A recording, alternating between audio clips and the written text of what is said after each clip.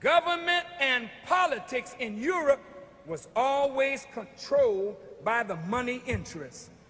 Wars were fought, and in order to fight a war, governments had to borrow money.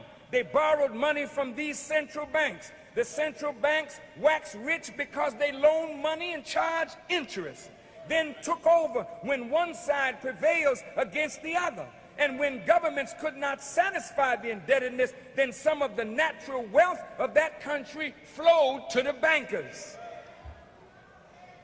They would loan money to both sides in the conflict because they really didn't care who won or who lost.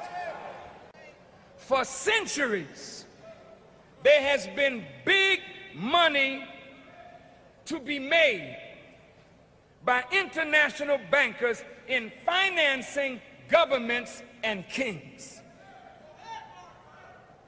Such operators, however, are faced with certain thorny problems.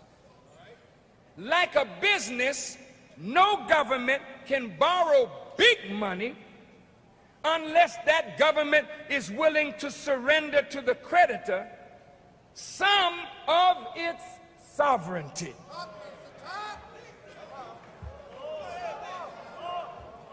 Certainly, international bankers who have loaned hundreds of billions of dollars to governments around the world command considerable influence in the policies of such governments.